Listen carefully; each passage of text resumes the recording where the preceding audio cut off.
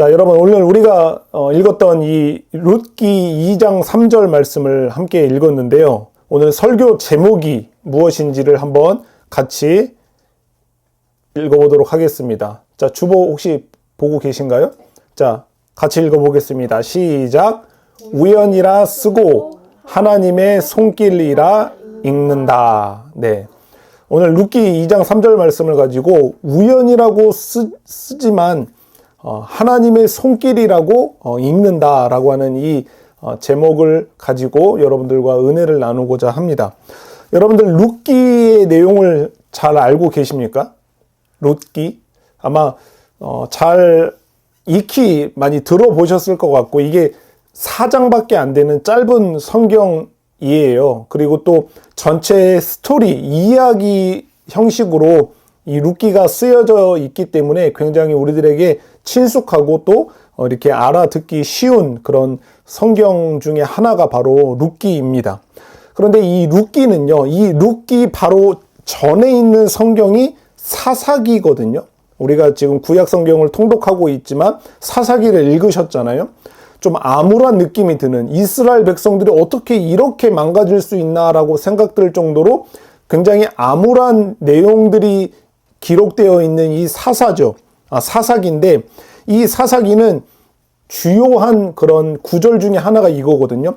왕이 없으므로 자기의 소견에 옳은 대로 행하였더라 라고 하는 이 이스라엘의 이 패역한 모습을 기록하고 있는 책이 사사기예요. 그런데 이 룻기 다음 성경책은 뭐죠?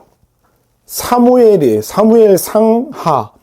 그런데 이 왕이 없으므로 자기의 소견에 옳은 대로 행하였다라고 하는 그 사사기 다음이 룻기고, 룻기 그 다음은 또 무슨 내용이 주로 있냐면요, 하나님께서 왕이 없었던 이스라엘 백성 가운데 왕을 세우시는 그 이야기가 있는 책이 바로 사무엘 상하이거든요.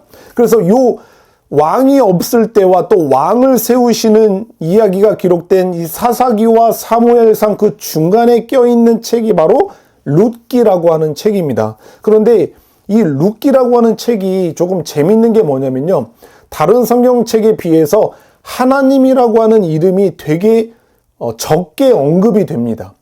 그리고 다른 성경책은 직접 하나님이 말씀하셨다라든가 하나님이 이렇게 일하셨다, 역사하셨다라고 하는 그런 직접적인 언급이 있지만, 이 룻기에는 하나님이라고 하는 언급이 아주 적게 나타나긴 하지만, 그럼에도 불구하고 하나님이 이 룻기의 어떤 여러 인물들을 통해서 직접 언급이 되거나 하나님이 뭐 일하셨다라고 하는 그런 내용이 전혀 나오지 않는 그런 독특한 모습을 보이고 있는 책이 바로 룻기이기도 합니다. 그 룻기 이야기를 여러분들이 어느 정도 알고는 계시겠지만, 오늘 우리가 읽었던 이 룻기 2장 3절 말씀, 이 룻기 2장 3절 말씀이 있기 전에 그 내용이 어떤 내용인지를 1장과 2장 초반의 이 부분이 어떤 내용을 가지고 있는지를 제가 여러분들에게 한번 짧게 이야기를 하고 나서 말씀을 계속해서 이어가 보려고 합니다. 그러니까 아직 사사들이 치리하던 때 1장 1절을 한번 보시면은, 여러분 성경책에서 1장 1절을 보면은 사사들이 치리하던 때라고 이렇게 지금 성경이 이 룻기의 어떤 배경을 이야기를 해주고 있는 거예요. 사사들이 치리하던 시절에 유대 땅의 베들레헴이라고 하는 곳에 살던 한 가족이 있었어요. 그런데 이 가족이 어떤 가족이냐면 바로 오늘 성경의 주요 인물들 중에 하나인 엘리멜렉이 남편이에요. 엘리멜렉과 그의 아내 나오미의 가족들이 바로 이 베들레헴 땅에서 살고 있었던 겁니다.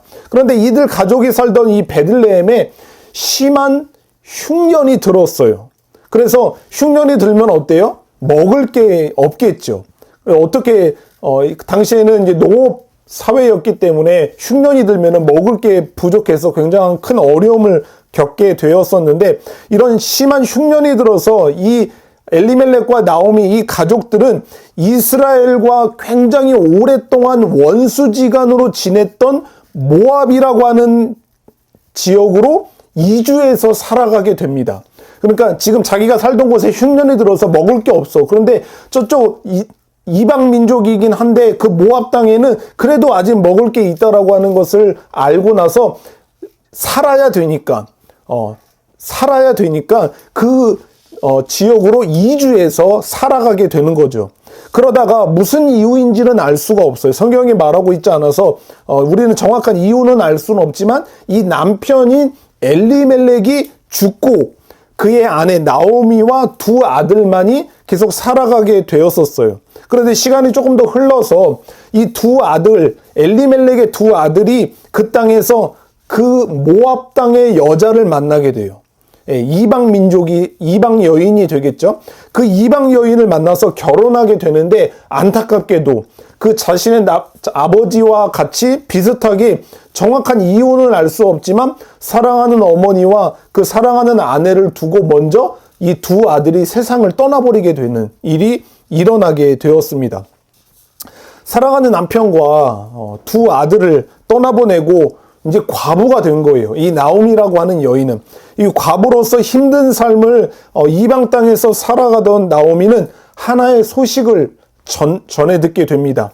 어떤 소식이냐면은 흉년이 들어서 지금 이 사람들이 이방 땅 모압 땅으로 지금 이주해서 살아왔었는데 이야기를 들어보니까 지금 그 베들레헴 땅에 하나님께서 은혜를 베푸셔서 먹을 양식이 있다라고 하는 소식을 또 듣게 됩니다. 그래서 이 이제 과부가 되어서 이 며느리들과 함께 힘든 삶을 살아가던 이 나오미와 두 며느리들이 그 소식을 듣고 이제 다시 베들레헴으로 가서 살아야 되겠다라고 하면서 그 베들레헴으로 이주를 다시 하게 됩니다. 그렇게 베들레헴으로 다시 가던 길에 이 나오미가 생각하니까 이런 거예요.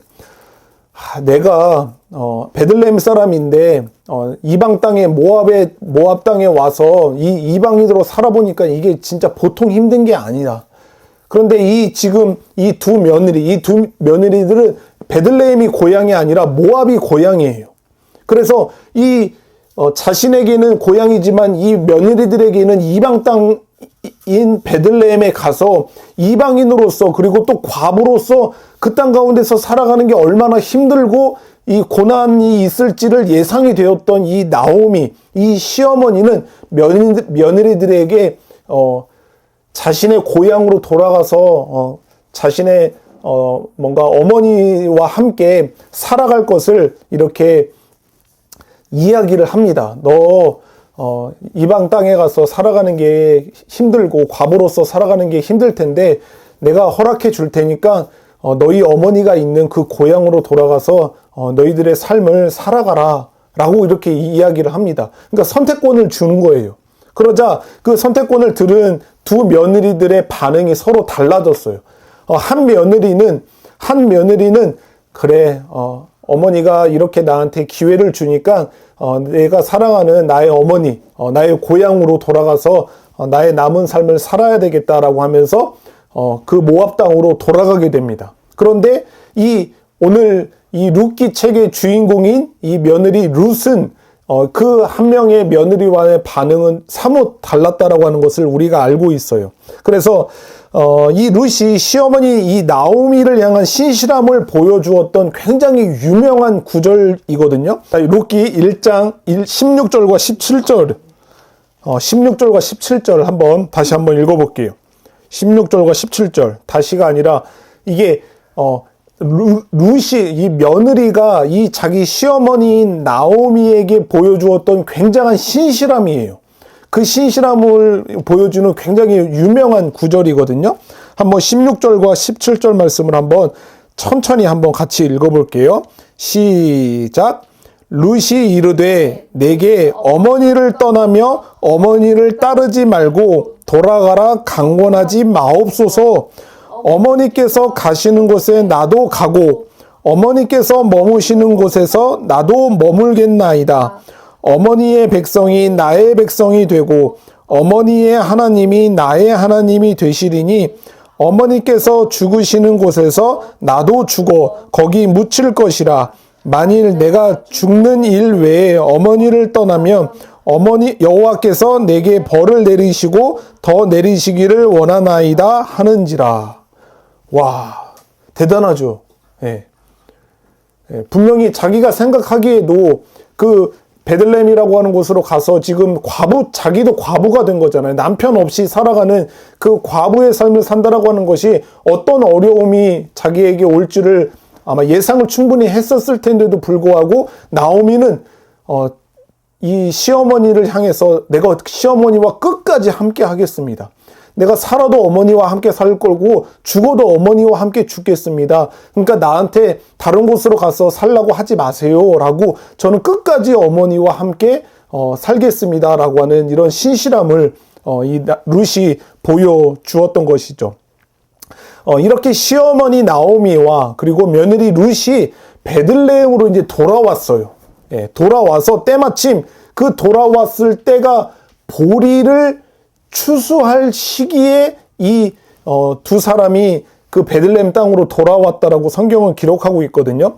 그래서 이 룻은 자신이 추수하는 사람을 뒤를 따라 다니면서 이제 지금 추수할 시기에 보리를 여기저기서 막 추수하고 있는 그때 이제 막 그 자기의 베들레헴으로 돌아왔던 이 사람들이 그렇게 식량이 넉넉하지를 않았을 거 아니에요.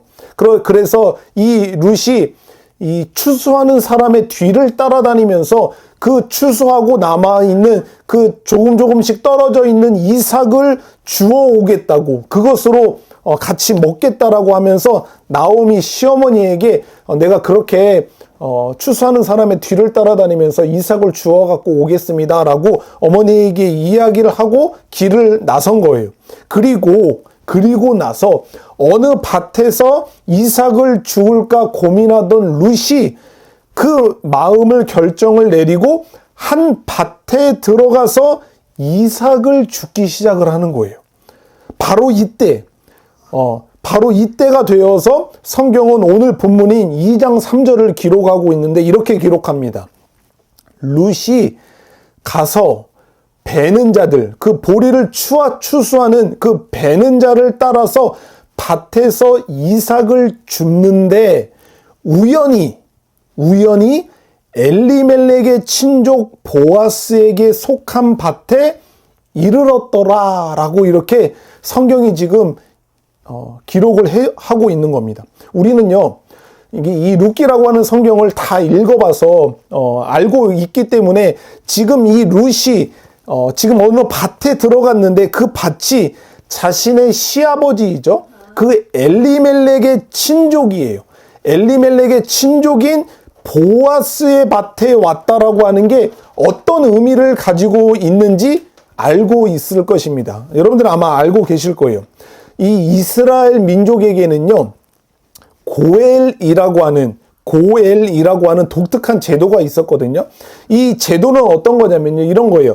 이스라엘 민족 중에서 만약 누가 자식이 없이 죽을 수 있잖아요. 그래서 자식이 없이 죽었을 때 하나님께서 그 이스라엘 백성 각 지파들에게 균등하게 그 땅을 나눠주셨거든요. 그걸 기업이라고도 하고 땅이라고도 하는데 그 하나님께서 나눠주신 그 기업을 물려받을 자가 없어지게 되는 거예요. 이제 자녀가 없이 죽었기 때문에 그 하나님의 기업을 물려받을 자가 없게 되는데 그렇게 되지 않도록 하기 위해서 가까운 형제나 아니면 가까운 친족이 자식이 없이 죽은 그 형제의 아내를 통해서 자식을 낳거나 아니면은 그의 땅을 사서 그 가까운 친족, 자식이 없이 죽은 자기의 형제나 그 친족의 땅을 사서 그 기업을 계속해서 이어나갈 수 있도록 하게 하는 제도, 이것을 바로 고엘 제도라고 이야기를 합니다.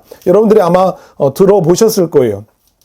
그런데 오늘 룻이 우연히 성경이 표현하기로 우연히 이삭을 주우러 찾아온 그 밭이 바로 이 엘리멜렉 자식이 아들이 없이 죽은 아들이 지금 다 죽어버렸잖아요. 그래서 이 기업을 이어가게 될 사람이 없었는데 그 밭의 주인이 누구였냐면은 바로 그 엘리멜렉의 가까운 친족이었던 보아스의 밭에 이르렀다라고 그렇게 지금 성경이 우리들에게 이야기를 해주고 있는 겁니다. 성경은 룻이 보리를 추수하는 자를 따라서 이삭을 주우러 밭에 들어갔는데 우연히도 그 밭은 엘리멜렉의 기업을 이어받게 될 친족인 보아스의 밭이었다라고 기록하고 있습니다. 우연히 그 밭에 이르렀더라 라고 그렇게 말하고 있거든요. 이 며느리 룻이 그 밭이 보아스의 밭인 것을 알고 찾아간 것이 아니었어요. 룻은 보아스라고 하는 사람의 밭이 근처에 있음을 알고 그 밭이 어디 있는지 찾고 찾다가 그 밭을 찾은 게 아닙니다. 룻은 우연이에요. 성경이 표현하기로, 그렇죠? 우연히 보아스의 밭에 들어가서 이삭을 줍게 되었던 거예요. 여러분, 우연이라고 하는 말이 성경 국어 사전에 찾아보면 이렇게 기록이 되어 있거든요. 뜻하지 않게 일어난 일. 그쵸? 뜻하지 않게 일어난 일. 아니면은 아무런 인과관계가 없이 뜻하지 아니하게 일어난 일. 이런 것을 우연이라고 이야기를 합니다. 그쵸? 우리도, 야, 이거 진짜 대단한 우연이다라고 이렇게 이야기를 할 때, 이런 의미를 가지고 있는 거예요. 그래서 제가 성경을 이렇게 말씀을 준비하면서 이 성경 의미 사전이라고 하는 게 있는데 거기에는 이렇게 표현이 되어 있는데 저는 굉장히 이게 마음에 들더라고요. 우연이라고 하는 것을 어떻게 정의를 했냐면요. 실제로는 전혀 예기치 않았음에도 미리 준비한 것처럼 보이는 사건. 다시 한번, 실제로는 전혀 예기치 않았음에도 불구하고 마치 미리 준비한 것처럼 보이는 어떤 일, 어떤 사건, 이것을 우연이라고 그렇게 정의를 하고 있더라고요. 굉장히 그럴듯하죠.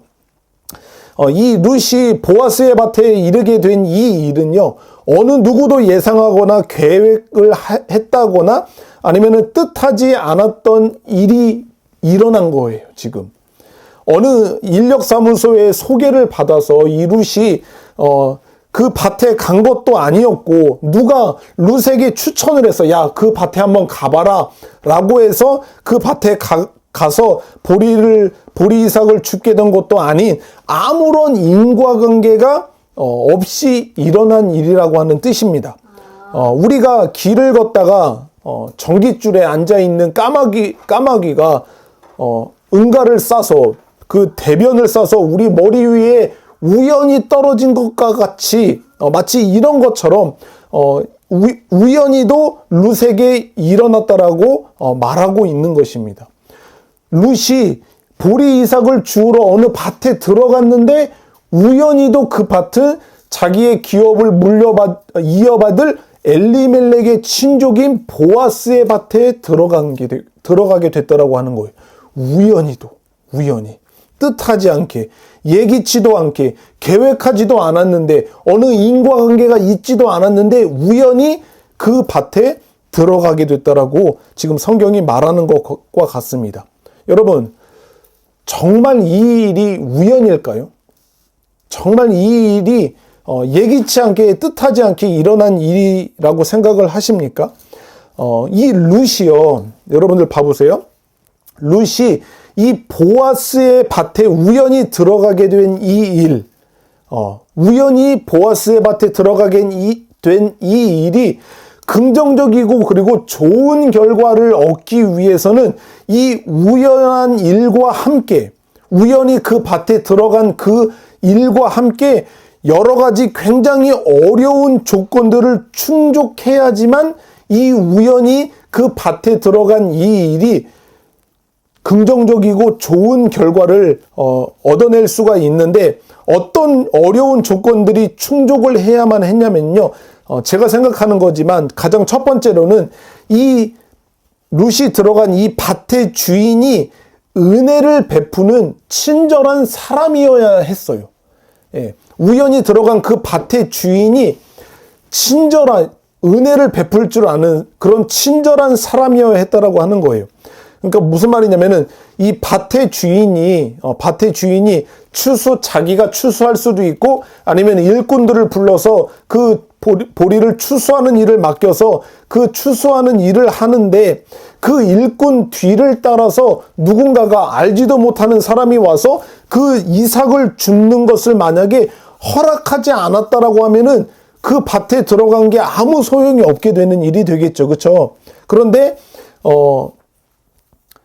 이 룻이 찾아간 이 밭의 주인은 은혜를 베풀 줄 아는, 그리고 굉장히 친절한 사람으로서 그 일을 허락한 사람이었기 때문에 긍정적이고 좋은 결과를 맺을 수 있게 됐다라고 하는 것이죠. 여러분들 생각해 보세요. 힘들게 농사 지어서 그렇게 이제 잘 길러내서 그것을 추수하는데 하나라도 더 걷어서 수확량을 많이 늘리려고 하는 게 그 농부의 마음이지 않겠습니까? 그런데 그 일꾼들이 추수하는 그 뒤를 따라서 막 흘리고 놓친 거 그거 다 가져가는 사람이 만약에 있다라고 해보세요. 그거 아까운 마음에 들지 않겠어요? 그런데 그 룻이 찾아간 그 밭의 주인은 이것을 아까워하지 않고 은혜를 베풀 줄 아는 사람, 또 친절을 베풀 줄 아는 사람이었기 때문에 룻이 그 밭에 들어가서 그 이삭을 하루 종일 주울 수 있게 됐다라고 하는 것이죠. 이것이 되어야지만 이 좋은 결과, 긍정적인 결과를 얻을 수가 있게 됐을 것이고, 두 번째 어떤 어려운 조건이 충족이 되어야만 했냐면요, 우연히 찾아간 그 밭이 엘리멜렉의 친족의 소유여야 했어요. 그렇죠. 지금 이 룻이, 여러분들 봐보세요. 룻이 지금 이 밭에 우연히 이삭을 주우러 여러 밭이 있었을 텐데 그 밭들 중에서 우연히 들어간 그 밭이 자기의 시아버지인 그 엘리멜렉의 가까운 친척이어야 했던 거예요. 그때 당시에 지금 이 룻과 나오미가 베들레헴으로 갔던 그 시기가 보리를 추수할 시기라고 했잖아요. 그래서 그 보리를 추수할 시기가 됐으니까 뭐 한두 밭만 추수하는 게 아니라 여러 주변에 있는 여러 밭이 다 추수를 하고 있었을 거 아니에요. 그렇죠? 여기저기서 막 밭에서 추수를 하면서 막 분주했을 거 아니에요. 그런데 거기에 그 수많은 밭들 중에서 우연히 찾아 들어간 그 밭의 주인이 여러 사람들 중에서도 엘리멜렉의 친척의 밭이어야 됐던 거예요. 예. 그렇지 않았으면 아무 소용이 없는 거예요. 긍정적인 결과를 얻어낼 수가 없는 거죠. 그런데 그 엘리멜렉의 친족의 밭에 우연히도 들어가게 된 것입니다. 그리고 또 어려운 조건 중에 하나가 무엇이냐면은 엘리멜렉의, 이제 봐요. 그 밭의 주인이 친절을 베푸고 은혜를 베풀고 친절한 사람이고, 그리고 그 사람이 엘리멜렉에 가까운 친척이긴 해요. 그런데 이 엘리멜렉의 친족이 되는 이 사람이 관대하거나 아니면은 신실한 사람이지 않으면은 아무런 또 의미가 없어요. 좋은 결과를 맺을 수가 없어요. 왜냐면은 보세요. 엘리멜렉의 친족의 밭이어서 그 엘리멜렉의 친족을 만나긴 했어요. 예, 분명히 저 사람이, 이 밭의 주인이 엘리멜렉의 친족이에요. 그런데 이 엘리멜렉의 친족이 지금 그 보리 이삭을 줍는 당신이 그 엘리멜렉의 아내인 사람이구나. 그렇긴 한데 나는 그 엘리멜렉이 지금 자식들이 다 죽어갖고 그 기업을 물려받을 그 사람이 없는 것을 알기는 하겠는데 나는 그 기업을 물려받을 생각이 없어. 나는 그 기업을 물려받지 않을 거야 라고 해버린다며, 이런 관대함과 이런 신실함이 있지 않은 사람이라고 하면은 이 룻이 그 밭에 들어가서 엘리멜렉의 친족을 만났다라고 해도 좋은 결과를 맺을 수가 없는 거예요. 그냥 말 그대로 말짱 도루묵이 되는 일이 돼버릴 수밖에 없는 거예요. 그런데 지금 이 룻이 들어간 그 밭의 주인은 은혜를 베풀고 친절한 사람일 뿐만 아니라 엘리멜렉의 친족인데 그 사람은 관대하고 신실한 사람이었어요. 이것을 어떻게 아냐면요, 그렇지 않은, 관대하지도 않고 신실한 사람이지도 않은 엘리멜렉의 친족인 사람이 있다라고 하는 것을 이 룻기에서 지금 한 사람을 소개해 주고 있거든요. 한번 4장 6절을 한번 봐보세요. 여러분 성경 4장 6절을 한번 펴보세요.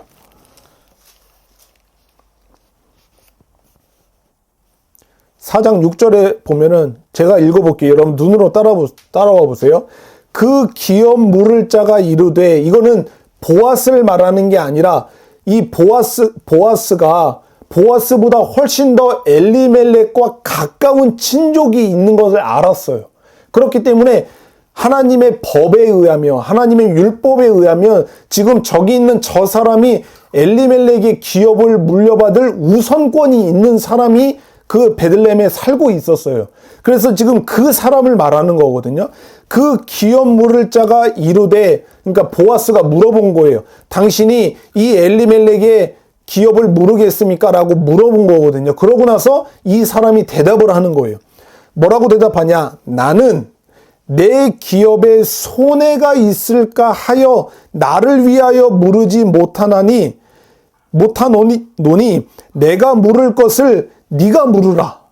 내가 원래는 우선권이 있지만 나 이거 기업을 물려받지 않을 거다. 그러니까 당신이, 보아스 당신이 그 기업을 물려받으세요. 나는 물으지 못하겠노라 하는지라. 예. 지금 여기서 뭐라고 이야기해? 나는 나한테 손해가 올까봐 나는 지금 저 여자의 그 집안의 기업을 내가 물려받지 않을 거다. 내가 그 땅을 사지 않을 겁니다. 라고 하고 당신이 그 손해볼 수도 있는 일, 그 기업을 당신이 물려받으십시오. 나는 내 권한을 포기하겠습니다. 라고 지금 말하는 것과 같아요. 예. 그걸 보면은 이 엘리멜렉의 친족이었던 이 보아스는 친족일 뿐만 아니라 관대하고, 그리고 자기의 기업 손해가 있을 것을 알지만 그럼에도 불구하고 신실함을 가지고 그 여인의 남편의 기업을 물려받기로 결정하는 그런 신실함이 있었다라고 하는 것을 우리가 알 수가 있어요. 이렇게 세 가지의 어려운 조건들이 다 충족이 되어서 이 우연한 일이 일어나게 된 거예요. 예. 이 모든 조건이 우연히 모두 완벽하게 충족이 되어서 일어났던 일이 바로 오늘 이 우연히 일어난 일이라고 하는 거예요. 여러분들이 생각하기에 이 일이 정말 우연히만 일어난 일이라고 생각하실 수 있겠어요? 이 어려운 조건이 완벽하게 다 만족하고 충족이 되는 일이 지금 일어났는데 이 일이 우연히 뜻하지 않게 어쩌다가 보니까 일어났다라고 그렇게 성경은 이야기하고 있는데 그렇게 생각하시냐라고 하는 말입니다. 룻이 이삭을 주우러 들어간 이 밭이 보아스의 밭이었다라고 하는 이 우연히 일어난 사건이 어떠한 결과를 가져왔는지 우리는 성경을 통해서 확인할 수가 있습니다. 첫 번째, 이 우연히 일어난 일이 어떤 결과를 가져왔냐면요. 어떤 놀라운 결과를 가져오게 됐냐면은 첫 번째는 룻이 이 기업을 이어갈 친족 엘리멜렉과 결혼을 하게 되어서 그 이어받을 자가 없어서 그 기업이 끊어질 위험에 처했었는데 그 결혼을 해서 이 기업을 이어받게 되는 일이 생기게 된 것입니다. 뿐만 아니라 두 번째는 어떤 결과가 일어났냐면은 룻과 보아스가 결혼을 해서 이제 아이를 낳은 거예요. 그런데 어떤 아이를 낳았냐면은 우리가 그토록 고대하고 기다렸던 이스라엘의 그 놀라운 다윗 왕, 그 다윗 왕의 할아버지가 되는 오벳을 낳게 되는 거예요. 예. 그러니까 보아스와 룻이 결혼해서 아들 오벳을 낳게 되고 그 오벳이 또 낳게 된 아들의 이름이 뭐냐면은 다윗 왕의 아버지인 이새를 낳게 되는 거예요. 여러분들 한번 4장 마지막 부분을 한번 봐보세요. 여기 그 족보가 나오거든요. 예. 맨 마지막 절을 보세요.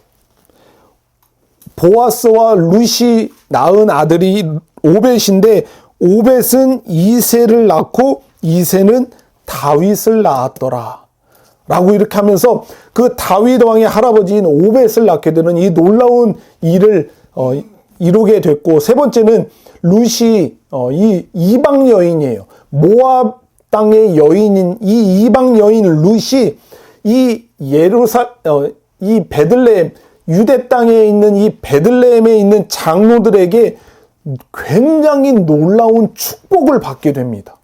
예, 정말 있을 수도 없는 일인 이 어마어마한 축복이 지금 이 룻에게 주어지게 되는 것을 보게 되는데, 4장 11절과 12절을 보면은 이 베들레헴에 있던 이 장로들이 지금 이 이방 여인 룻에게, 보아스와 결혼하게 되는 이 룻에게 축복을 하게 되는데 정말 말도 안 되는 축복을 해주는 거예요. 보세요. 한번 제가 읽어볼게요. 11절에 이 성문에 있는 모든 백성과 장로들이 이르되 우리가 증인이 되나니, 우리가 증인이 된다라고 하면서 여호와께서 너의 집에 들어가는 여인으로, 너의 집에 들어가는 여인이 지금 룻을 말하는 거예요. 예. 그 룻으로 이스라엘의 집을 세운 라헬과 레아 두 사람과 같게 하시고, 이렇게 이야기하는 거예요.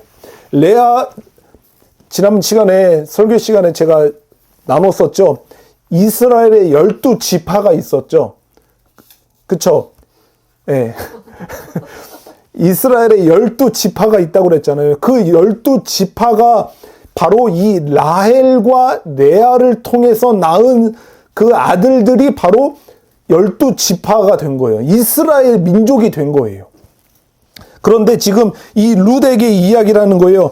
그 여인으로 이스라엘의 집을 세운 라헬과 레아 두 사람과 같게 하시고라고 축복을 하는 거예요. 대단하죠? 그 이스라엘을 가능케 했던 라헬과 레아와 같게 해달라고 그렇게 축복을 하고, 또 뭐라고 이야기를 합니까? 네가 에브라드에서 유력하고 베들레헴에서 유명하게 하시기를 원하노라.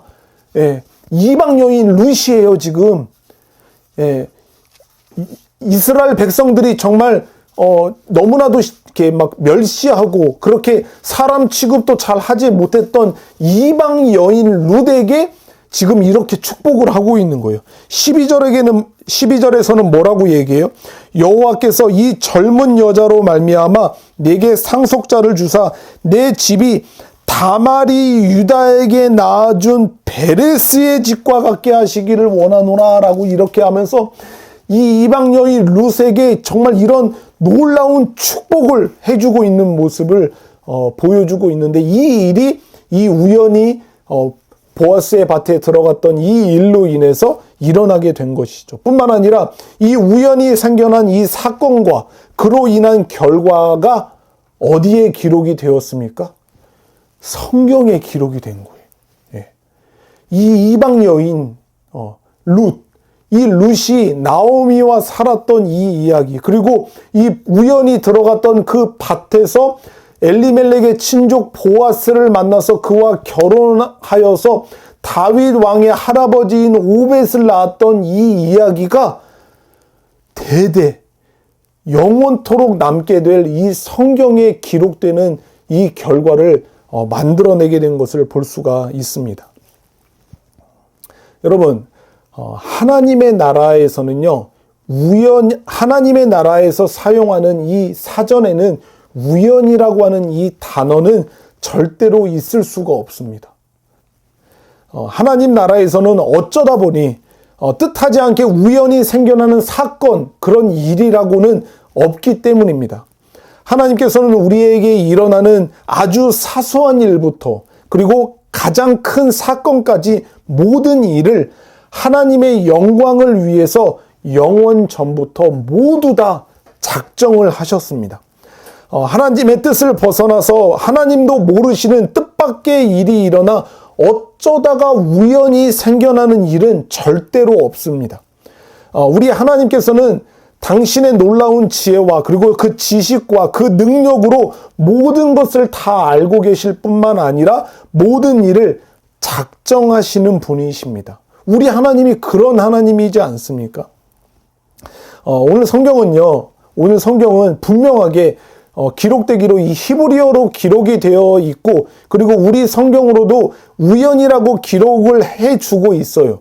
우연히 룻이 그 밭에 들어가게 됐다라고 하는 것을 그렇게 기록을 해놓고 있지만, 이 단어를 사용하고는 있지만, 우연이라고 하는 이 단어를 사용하고 있지만, 어쩌면 여기서 이 성경을 읽게 된 그 이스라엘 백성들 뿐만 아니라 그 후대에 이 성경을 읽게 된 모든 사람들에게 진짜 보여주고 싶은 것이 있었던 거예요.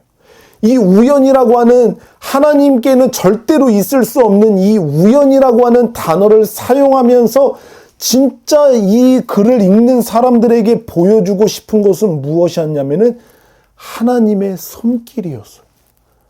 하나님의 인도하심, 하나님의 돌보심이라고 하는 것을 보여주기 위해서 절대로 하나님에게는 있을 수 없는 이 우연히 일어나게 된 일이라고 하는 단어를 지금 사용하고 있다라고 생각을 합니다. 우리는 살아가는 삶 속에서 우연처럼 보이는 수많은 사건들을 우리가 수도 없이 경험하면서 살아가고 있어요. 내가 의도하지도 않았어요. 그리고 내가 계획하지도 않고 내가 뜻하지도 않은 그런 많은 크고 작은 일들을 계속해서 우리는 우리들의 삶을 통해서 경험하면서 살아가요. 그렇죠.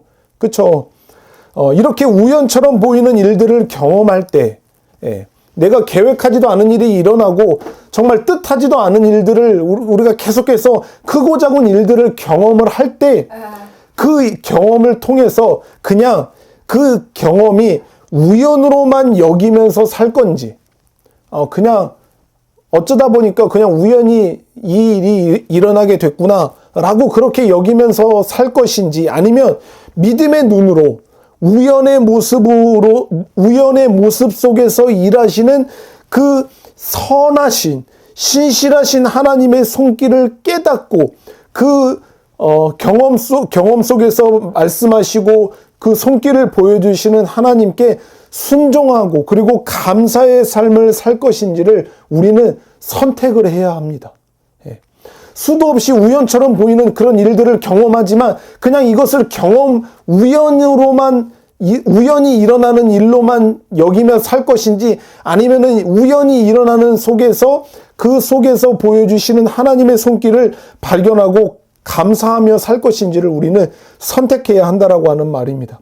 그저 어쩌다 보니 이런 일이 나에게 우연히 일어났구나 라고 생각하며 사는 사람들의 인생과, 아니면 우연처럼 보이지만 이 모든 일들을 알고 계시고 또 섭리하시는 하나님의 손길을 느끼며 하나님을 의지하고 그분께 감사와 영광을 돌리면서 살아가는 인생은 분명히 큰 차이가 있을 수밖에 없다라고 하는 말입니다. 제가 총신에서 신학을 공부를 했잖아요. 총신에서 3년 동안 신학을 공부를 이제 하게 된 것은 총신의 시험을 치렀죠. 그리고 시험을 치르고 합격해서 거기에 학교에 입학을 해서 공부를 했잖아요. 그런데 제가 우리가 2015년 학번이죠. 2015 그죠? 2015년도 학번인데 2015년도에 입학을 했거든요. 근데 제가 원래는 2004년도에 입학을 해서 2014년도에 학교를 입학해서 다니게 됐을 수도 있어요. 왜냐면은 그 전년도에 시험을 치르고 합격해서 합격을 했거든요. 그런데 합격을 하고 우리가 합격만 하면 학교에 다닐 수 있나요? 등록을 해야 되잖아요. 입학금을 내야 돼요. 그런데 그때 당시에 그 입학금을 낼 돈이 없었어요. 그래서 합격을 해서 기뻤는데 입학금을 낼 돈이 없어갖고 그 입학 등록을 하는 마지막 날까지 하나님 앞에 엄청 기도했었어요. 돈 주시라고, 그죠? 등록시켜달라고 엄청 기도했어요. 제가 지금도 기억이 아주 생생해요. 그날이 그 마라나타 워십을 하는 날이었거든요. 근데 그날이 마지막 날이에요. 이제 등록 기한이에요. 근데 돈이 없었어요. 등록할. 그래서 막 찬양하면서 한쪽 마음으로는 막 슬퍼. 꼭 가고 싶었는데. 근데 또 한쪽으로는 괜찮아. 하나님께 감사해. 그러면서 막 울면서 막 찬양했던 일이 있거든요. 근데 결국에는 어떻게 됐습니까? 등록 못했어요. 그래서 입학이 취소됐어요. 그래서 1년이라고 하는 시간을 또 보냈어요. 그리고 다시 시험을 치르고 합격을 해서 그때는 이제 하나님의 돈을 주셔서 등록을 하고 2015년도에 입학을 해서 학교를 다닐 수 있게 됐어요. 그런데 제가 원래는 1년 빨리 입학을 하게 됐을 수도 있는데 1년 뒤에 입학을 했잖아요. 그런데 그 입학한 한 해에 누구를 만났습니까? 지금 저의 아내가 되는 사랑이를 만나게 된 거예요. 만약에 어쩌면 제가 한 해 먼저 입학해서 학교를 다니고 있었다고 하면은 어쩌면 지금의 아내를 만나지 못했을 수도 있어요. 네. 이게 어떻게 보면 우연히 일어난 일 같잖아요. 네. 제가 계획했나요? 제가 1년 뒤에 학교를 가야지 좋은 아내를 만날 수 있다라고 하는 것을 알고 그렇게 계획해서 했나요? 뜻하지 않았어요. 저는 전혀 원하지도 않은 일이었어요. 그런데 그 일이 일어났고 그 결과로 저의 아내를 만나서 지금 이렇게 살게 되는 일이 벌어지게 된 거죠. 우리는 이런 일들이 우리들의 일상 속에서 수도 없이 크고 작은 많은 일들이 일어나게 됩니다. 예. 세상은요, 하나님을 인정하지 않고 예수 그리스도를 믿지 않는 이 세상은요, 자신들이 가지고 있는 그 힘과 능력으로 이 세상에서 성공과 그리고 그 행복을 얻을 수 있다라고 생각을 하거든요. 그런데 많은 사람들이요, 그러니까 흔히 이야기하는 성공을 이뤘다라고 하는 그런 많은 사람들이 어디 나와서 이렇게 가끔씩 이야기하는 거를 보면은 굉장히 많은 사람들이 굉장히 똑똑하고 굉장히 뛰어난 능력을 갖고 있고 뭔가 되게 잘난 사람들이 그 성공을 이루고 나서 뭐 그런 인터뷰 가운데서 하는 이야기를 보면은 그 사람들이 대부분 많이 하는 소리가 뭐냐면은요, 이런 이야기를 많이 해요. 제가 때를 잘 만나서 그랬던 것 같아요. 제가 운이 좀 따라서 그랬던 것 같아요. 이런 이야기를 많이 하는 것을 아마 여러분들 들어보셨을 거예요. 자기가 갖고 있는 힘과 능력이 있고 뛰어난 어떤 재능이 있었지만 그것으로는 이런 성공을 이룰 수 없었을 겁니다. 그것만으로는 이런 행복을 이룰 수 없었을 겁니다. 라고 하면서 저에게는 운이 따랐습니다. 저에게는 행운이 있었어요. 그랬기 때문에 지금 이 성공을 이뤘다라고 말을 하는 사람들이 많이 있거든요. 그러니까 이 사람들이, 세상을 살아가는 사람들이 행운을 굉장히 많이 바래요. 행운. 이번 행운이 뭐예요? 행운이라고 하는 것은요, 뭐 흔히 이야기하는 좋은 운수, 예, 운이 좋아야 된다라고 하는 거예요. 예, 그 운이라고 하는 거는 뭐예요? 운, 자기가 갖고 있는 어떤 능력, 힘, 이것을 말하는 게 아니라 그것을 벗어난, 그것을 뛰어넘는 어떤 초자연적인 인간의 능력을 초월하는 어떤 기운, 그것이 나에게 있어야지 내가 성공을 할 수 있다라고 하는 거예요. 이게 참 웃기지 않아요? 예? 되게 과학을 맹신하고 어떤 신의 존재를 인정하지 않는 사람들이 말하는 게 그런 것을 말하는 거예요. 나의 힘과 능력만으로는 이게 될 수가 없는 거예요. 나에게는 행운이 있기 때문에. 나의 힘과 능력을 벗어나서 어떤 초월적인 어떤 그 운이 나에게 있어야지 내가 이것을 성공을 이룰 수 있을 것입니다. 라고 말하는 거. 이거 참 웃긴 일인 거예요. 제가 예전에 그 서울에서 살았을 때 제가 서울시청에 근처에서 살았었는데 그때 바로 옆에 있던 게 남대문이에요. 우리나라 국보 1호. 그 남대문이 불탔죠. 그 일이 있었을 때 바로 그 근처에 있었거든요. 그래서 이 남대문이 그냥 전체가 다 불에 타버렸어요. 그렇죠. 그래서 이것을 새롭게 이제 보수가 아니라 거의 새롭게 이 원형의 모습으로 만들어내는 그 작업을 이제 계획하고 시작을 하려고 했거든요. 나라에서. 국보 1호니까 이것을 이제 보수를 시작하는 일을 하려고 하는데 제가 지금도 똑똑히 기억해요. 그 일을 이제 어떤 사람을 선정하고 어떤 그 일을 계획하고 나서 그 일을 시작하기, 이렇게 한마디로 첫 삽을 떼기 시작하기 전에 뭘 했냐면요. 무속인을 불러서 제사를 지냈던 것을 뉴스에 나와갖고 제가 기억을 해요. 우리나라가 어떤 나라입니까? IT 강국이고 정말 얼마나 이 첨단 기술이 발전하고 인공위성을 우주에 쏘아 보낼 능력을 갖고 있는 그런 발달된 어떤 과학기술을 갖고 있는 나라잖아요. 그쵸. 그런 것을 능력을 갖고 있는 그런 나라임에도 불구하고 이 국보 1호를 새롭게 만드는 그 큰 일을 시작하기에 앞서서 무엇을 하냐면은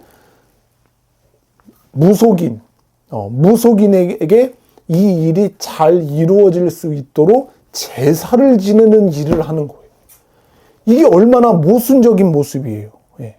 그쵸. 그러니까 사람의 능력으로는 다 할 수는 없지만 어떤 하늘에부터의 어떤 능력과 힘과 기운과 운을 기대하는 그 마음을 갖고 그 일을 하는 것을 볼 수가 있는 거죠. 참 웃기기밖에 안 했어요. 예. 이런 모습을 보면서. 이 사람들이 이 세상을 살아가는 사람들이 그만큼 자신의 힘과 능력을 믿는다라고 하지만 결국에는 이런 우연, 운, 행운, 이것을 기대하고 이것을 바라고 이것을 소망하면서 살아간다라고 하는 것을 단편적으로 보여주는 모습이지 않을까 싶습니다. 겸손하신 하나님께서는요, 자신을 분명하게, 자신의 모습을 모든 사람들이 알게 분명하게 나타내셔서 하나님의 그 역사를 이루실 수 있고 또 그렇게 하시기도 하시지만 때로는 우연이라고 하는 그 가면 뒤에 자신의 모습을 감추신 채 하나님의 뜻을 이루시기도 하시는 것을 우리가 성경을 통해서 확인할 수가 있습니다. 수많은 우연을 만나는 우리가 하나님의 손길을 경험하기 위해서는요, 하나님을 향한 그 신실함과 그리고 믿음이 우리들에게 필요합니다. 이 룻과 이 나오미가 보여주었던 그 담대함, 그리고 이 신실함, 이것이 우리들에게도 필요한 거예요. 우리가 일상에서 만나는 우연처럼 보이는 수많은 크고 작은 일들을 만나게 될 때 우리는 이 가운데서 믿음이 필요한 거예요. 여기에서 하나님의 손길이 있구나. 여기에서 하나님의 인도하심이 있구나.